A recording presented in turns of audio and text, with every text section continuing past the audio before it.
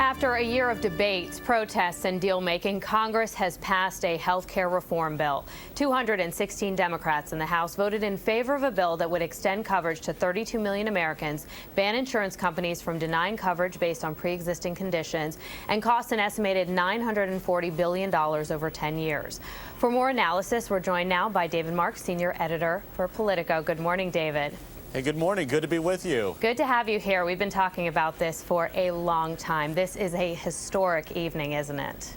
Right. It's hard to believe this measure has actually passed. It's about to become law. It's been fought over so intensely. And these changes that you just described in the healthcare system are going to be major, and a lot of them are going to be immediate. They're going to take effect just in the next few months. As we watched the moments leading up to the vote, it got very contentious. Explain to us the heated discussions going on down on the House floor and everyone making their last statements before the vote.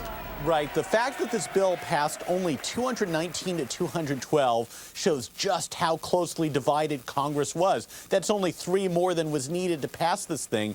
It shows why House Democratic leaders were pushing so hard on Congressman Bart Stupak to come to a deal. He, of course, is a strongly anti-abortion Democrat. He held the cards, and the House leaders apparently realized it. It led to a lot of really raw emotions. Usually, members of Congress are reasonably civil to each other in public, but here they were kind of shouting epithets at each other, and you could just really see the veneer of civility stripped away.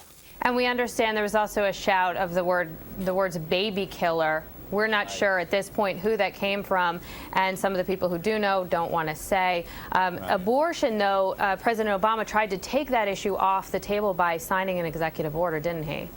Right. It's pretty shocking to hear something like that, considering that Congressman Stupak was so vocally anti-abortion in the last couple weeks or so leading up to these negotiations. That's right, though. President Obama really tried to diffuse the situation by saying he would sign an executive order specifying that no federal funds go to the procedure of abortion. So that was supposed to take it off the table, but that certainly did not satisfy everybody. The anger has also spilled out onto Main Street as well. A lot of Americans very angry, and I understand that some people who were some lawmakers who voted for this are very nervous when it comes to midterm elections. That's understandable. It's already expected that several Democrats, maybe a couple of dozen, are going to lose their seats in November. So to put themselves on the line and vote for a controversial bill like this, it's tough. But then again, that's what these men and women are elected to do, to take tough positions, stick out those positions, and stick by their convictions.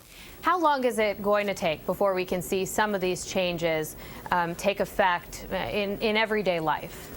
We could see some of these changes go into effect really in the next 6 months.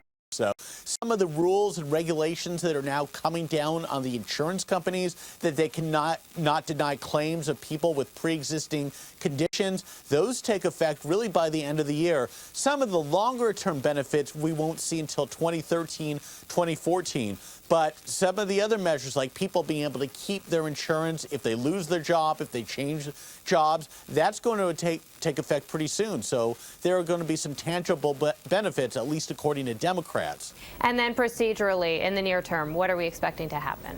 There are still a few legislative hills to climb here. The Senate has to act on what's now called reconciliation, meaning they've got to take up changes to the House bill. The only reason this thing got through the House was because the Senate promised that they would then make changes. So there's a way to go, and it could get awfully complicated on the Senate side. It's not clear exactly how that's all going to come out. All right, David Mark from Politico. David, as always, thank you.